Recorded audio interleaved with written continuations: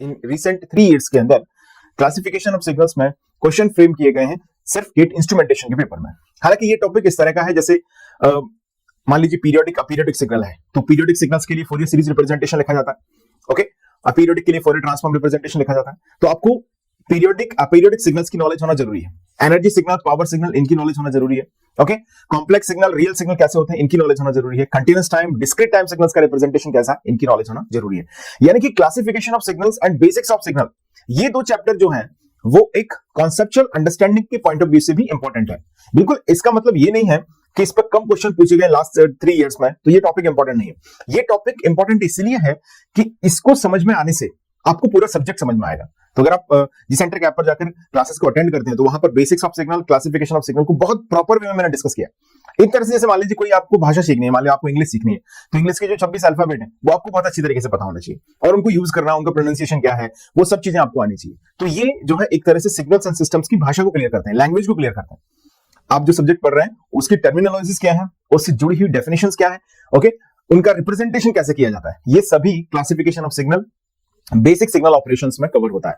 तो ये 2 chapter actually बहुत इंपॉर्टेंट है। मैंने उस समय जब डिस्कस किया है तो वो उस समय मेंशन भी किया है कि ये चैप्टर पर डायरेक्टली क्वेश्चन नहीं आते हैं, बट ये चैप्टर अगर आपको आते हैं तो आपको सिग्नल सिस्टम समझ में पूरा आएगा, ओके। सो पूरी तरीके से सब्जेक्ट को समझने के लिए इन चैप्टर्स को पढ़ा जाना जरूरी है, इररिस्पेक्टिव ऑफ कि इस पर क्वेश्चन डायरेक्टली फ्रेम नहीं होते।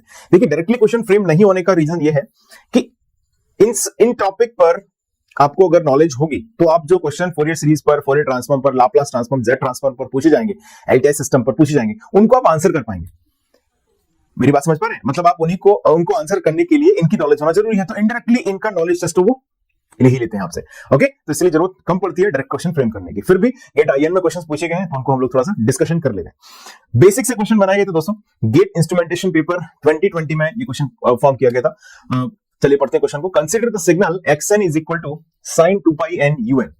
एक सिग्नल आपको दिया गया है दोस्तों, सिग्नल यहां पर दिया गया है xn is equal to sin 2π n un, okay. ये सिग्नल आपको यहां पर दिया गया है, बहुत बढ़िया।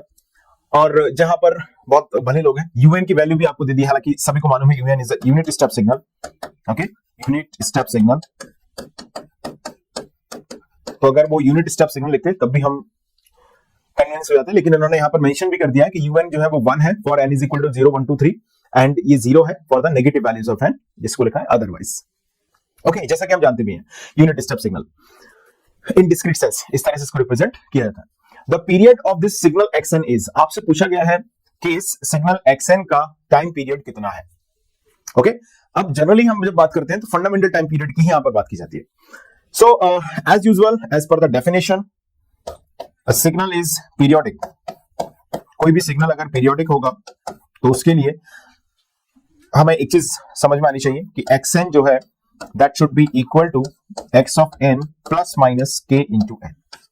ओके, ये कंडीशन मैच होनी चाहिए, यानी कि इस k into n interval of time के बाद सिग्नल अपने आप को क्या करेगा, रिपीट करेगा। यहां पर जो k है वो एक ऑर्डिनरी इंटीजर है। K defines any integer that could be obviously 0 1 2 3, not positive negative कुछ भी हो सकता है। और कैपिटल N जो है वो है इसका fundamental time period, fundamental time period. So दोस्तों अगर हम बात करते हैं कैपिटल N की वैल्यू की, सो कैपिटल N यहां पर है फंडामेंटल टाइम पीरियड, यानी कि minimum time taken to repeat itself. किसी भी सिग्नल को अपने आप को रिपीट करने में कम से कम लगने वाला समय, यानी कि एक साइकिल का जो इंटरवल है वो ये डिफाइन करता है फंडामेंटल टाइम पीरियड। देखिए अगर टाइम पीरियड अकेले की हम बात करें, जैसे हालांकि इसमें वर्ड इन्होंने टाइम पीरियड ही यूज किया है, the period of the signal is, that's okay, but एक जनरल सेंस में हम बात करते हैं तो टाइम पीरियड में हम 2 साइकिल 3 साइकिल को भी इंक्लूड कर सकते हैं, 4 5 साइकिल 10 साइकिल 20 साइकिल अकॉर्डिंगली हम यूज कर सकते हैं। लेकिन जब भी fundamental time period word use किया गया है इसका सीधा मतलब है सिर्फ एक साइकिल की बात की जा रही है। क्लियर है? अब इसको नोट कर लो, पहले लिख लिया सबने। अब अगर हम बात करें फॉर डिस्क्रीट टाइम सिग्नल, यानी कि for discrete time signal, so discrete time signal के लिए अगर हम कैलकुलेट करें 2π बाय ओमेगा नॉट को, और अगर 2π बाय ओमेगा नॉट की वैल्यू दोस्तों आती है रैशनल, तो उस कंडीशन में हम कंक्लूड करते हैं कि जो सिग्नल है वो कैसा है, पीरियोडिक है। क्लियर है? और अगर ये कैसा आता है, इरेशनल आता है, इरेशनल, तो हम बोल सकते हैं ये सिग्नल जो है वो कैसा है, अपीरियोडिक है। ये बात समझ में आ गई सभी को? यानी कि सबसे पहले आपको जो सिग्नल दिया गया है sine omega naught n into u n, इससे आप इसकी कंपैरिजन करेंगे, और अगर ये रैशनल आता है तो हम बोलेंगे पीरियोडिक है, अगर ये इरेशनल आता है तो हम बोलेंगे ये अपीरियोडिक है। क्लियर है? ये सिग्नल इतना सिंपल है कि हम अगर n की वैल्यूज भी इसमें रखते जाएं तब भी हम आसानी से आंसर कर सकते हैं। I am just trying to convey you general approach of periodicity. हालांकि ये सभी ने ये चीज समझी होगी ऑलरेडी पहले से। और दोस्तों यहाँ पर जो कैपिटल N की वैल्यू हम लिखते हैं that is small r into 2 pi by omega, और स्मॉल r यहाँ पर डिफाइन कर रहा है minimum possible integer such that capital N is integer number. Okay तो ये small r is just a choice of selection, जिसमें स्मॉल r की आपको ऐसी मिनिमम वैल्यू रखनी है जो कैपिटल, क्योंकि ये आएगा रैशनल मतलब p अपॉन q के फॉर्म में। अब p अपॉन q को सॉल्व करके एक इंटीजर लिखना है तो स्मॉल r हमें इस तरह सेलेक्ट करना पड़ेगा कि जो p अपॉन q है वो क्या हो जाए, कंप्लीटली इंटीजर में कन्वर्ट हो जाए, जो कि कैपिटल N की वैल्यू है। अब डिस्क्रीट टाइम सिग्नल है तो कैपिटल N भी क्या होगा दोस्तों, इंटीजर ही होगा। Fundamental time period that's also integer. अब जरा इस क्वेश्चन को गौर करते हैं। sin 2 पाई n un आपको दिया गया है, xn इज इक्वल टू क्या दिया गया दोस्तों, sin। ये क्वेश्चन इतना सीधा साधा सा क्वेश्चन है तो इसमें हमें बहुत ज्यादा मेहनत करने की जरूरत नहीं पड़ेगी। हालांकि इसको हम फॉर्मूले से भी कर सकते हैं और डायरेक्टली भी अगर आप करना चाहें। मान लीजिए आपने n is equal to 0 put किया तो x0 कितना आ रहा है बताओ, sin 2 पाई n, sin 2 पाई sin 0 हो गया है ना, 2 pi into 0, sin 0 into u 0, तो ये 0 आ गया। अच्छा x की वैल्यू अगर हम देखें n इज इक्वल टू 1 पर कितना आ रहा है बोलो, अगेन 0 आ रहा है। देखो sin 2 pi into u1, u1 कितना है 1 है, ओके, लेकिन sin 2 पाई तो 0 है। ओके अगर आप n की वैल्यूज यहां पर पुट करते जाएं 1 2 3 4, अगर आप रियलाइज करें तो एक चीज बहुत क्लियरली बोल सकते हैं sin 2 पाई n भाई साहब हमेशा ही 0 होने वाला है, क्योंकि small n is possible here only integer, and if you will put only the integer values here, so sin 2 pi n like sin 0, sin 2 pi, sin 2 pi into 2, sin 2 pi into 3, sin 2 pi into 4, so for all the values इसकी value आने वाली है 0। यानी कि अगर मैं xn को ऐसे डिस्क्रीटली रिप्रेजेंट करूं, उसको नोट कर लो पहले, लिख लिया ना, xn को अगर मैं रिप्रेजेंट करूं तो मैं ऐसे लिख सकता हूं। अब देखिए n लेस देन 0 पर अगर हम इसको रियलाइज करते हैं, लाइक आपने n इज इक्वल टू -1 रखा तो इसकी वैल्यू भी 0 है, u ऑफ -1 कितना होगा 0, एज यूजुअल देखो दिया भी गया आपको, u ऑफ -1 कितना होगा 0 होगा, बिल्कुल। तो u ऑफ -1 0 है, यानी कि x की नेगेटिव वैल्यूज पर भी वैल्यू कितनी है 0 है, इस तरीके से गाइस ये सभी पर 0 है। यानी कि मैं ऐसे रख सकता हूं इसको कि ये बहुत पहले से 0 0 चला रहा है, इनफैक्ट आप इंफिनिटी पे पुट करेंगे तब भी 0 0 चला रहा है, और यहां पर मैंने इंडेक्स मार्क किया, मान लीजिए 0 है, n is equal to 0। Okay अब अगर इधर बढ़ते हैं तो -1 -2 -3 एंड सो ऑन, और इसी तरीके से राइट साइड में भी अगर देखें तो अप टू इंफिनिटी। ये इसका रिपीटेशन ऑफ द वैल्यूज कितने इंटरवल के बाद हो रहा है, after every one. Okay after 0 is here 0,0,0, यानी कि यहां पर कैपिटल N की वैल्यू आ रही है 1, that's a fundamental time period. हर एक सैंपल की वैल्यू 0 है और जो कि n is equal to 1 interval of time के बाद यहां पर रिपीट होती हुई हमें क्लियरली दिख रही है। दोस्तों इसे आप फॉर्मूले से भी रियलाइज कर सकते हैं, ओके, लेकिन यहां पर sin 2 पाई n इंटू un आपको दिया गया है, सो मे बी पार्शियली आप इसमें कंफ्यूज हो सकते हैं।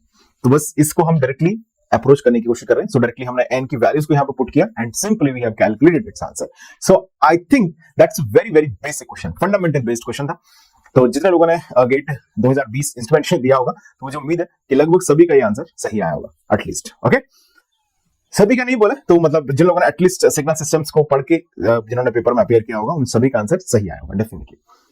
चलिए अब बात कर लेते हैं, बहुत आसान सा क्वेश्चन था कुल मिला के। नेक्स्ट क्वेश्चन की बात करते हैं, ये थोड़ा सा ट्रिकी है। द सिग्नल साइन, आसान क्वेश्चन में ही रखा जाएगा दोस्तों, इसको भी आपको सिग्नल दिया गया, मैं ऐसे लिख देता हूं, इसको ft दिया गया, ठीक है, कितना है sine square root of 2 pi t, ये सिग्नल दिया गया है। गेट इंस्ट्रूमेंटेशन 2021 में इस क्वेश्चन को पूछा गया है।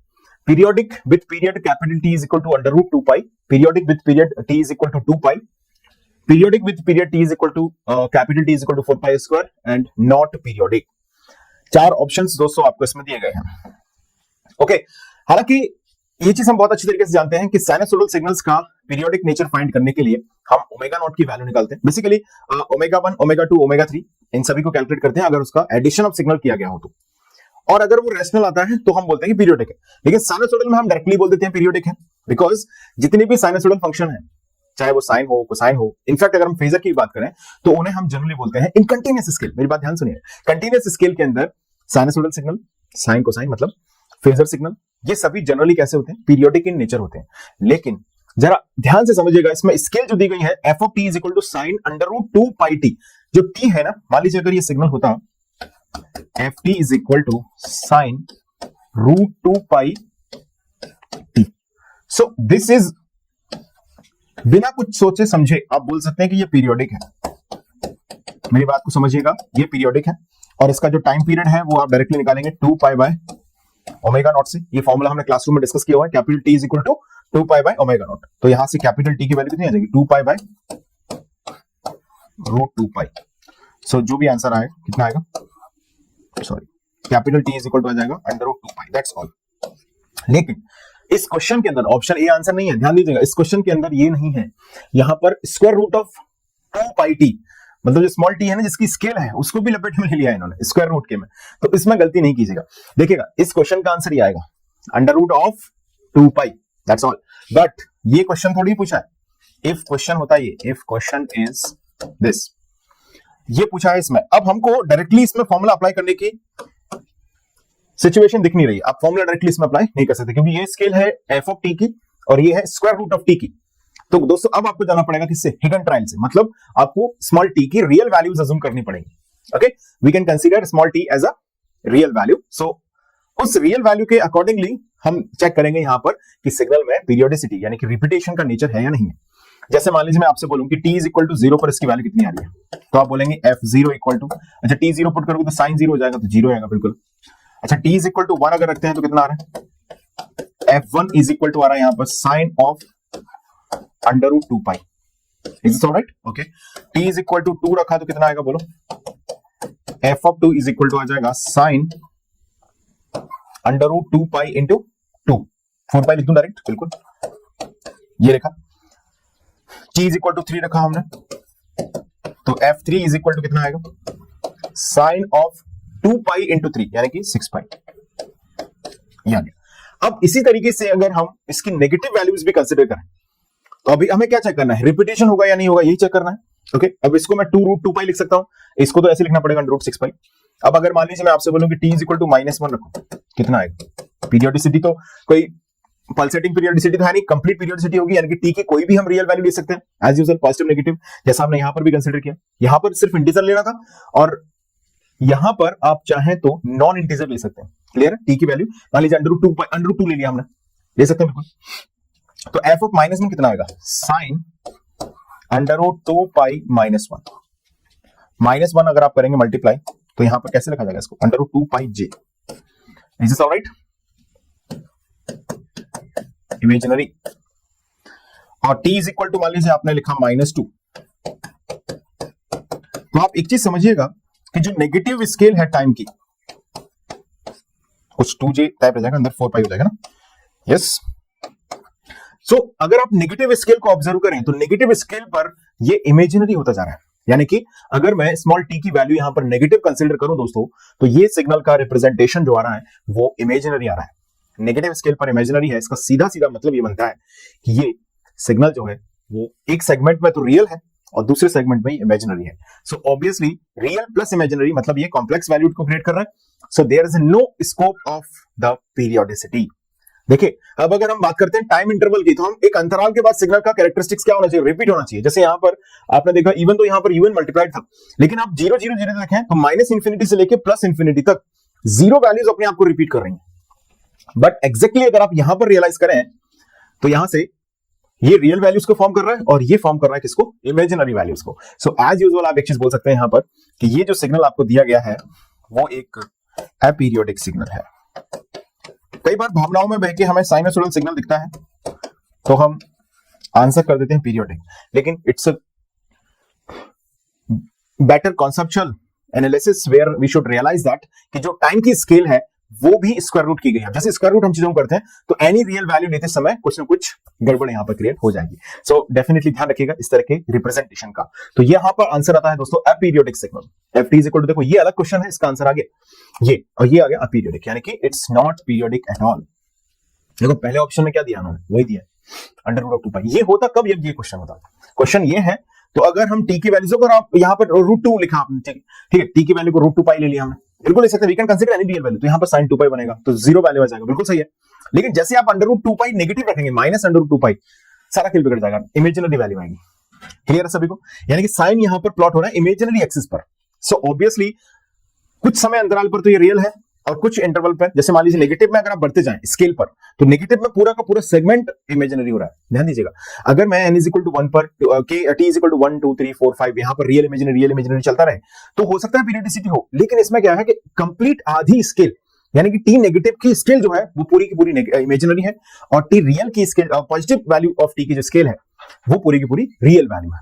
टी पॉजिटिव है रियल वैल्यू, और टी नेगेटिव है इमेजिनरी वैल्यू। सो ऑब्वियसली ये सिग्नल है अपीरियोडिक सिग्नल। ओके, सो कंसेप्चुअल आपको क्लियरिटी इसमें रहे, सो दैट मैंने इसे काफी कुछ एक्सप्लेनेशन के साथ यहाँ पर ट्राई किया है आप तक पहुंचाने का। सो चलिए मिलते हैं दोस्तों अगले सेशन में, जहां पर हम बात करेंगे एनालिसिस ऑफ सिस्टम पर बेस्ड क्वेश्चंस, जिसमें एलटीआई सिस्टम के क्वेश्चन भी बात करेंगे, और general analysis of system, causal, non causal, linear, non linear, time variant, time invariant, in concept और बेस्ड क्वेश्चन की बात करेंगे। हालांकि 3 ईयर्स में देखें तो क्लासिफिकेशन ऑफ सिग्नल में सिर्फ 2 ही क्वेश्चन पूछे गए, लेकिन मैं फिर से आपको बोल दूं, ये चैप्टर मैंने डिस्कस करते समय भी ये चीज मेंशन की है, इस पर डायरेक्ट क्वेश्चन कम फ्रेम होते हैं, लेकिन अगर ये चैप्टर आपको समझ में आएगा तो आपको सब्जेक्ट बहुत अच्छी तरीके से समझ में आएगा। इनफैक्ट सब्जेक्ट की प्रॉपर ग्रिप के लिए इन 2 चैप्टर्स को, एक तो basic operation on signal chapter 1 और chapter 2 classification of signal, in 2 chapters पर कमांड होनी ही चाहिए।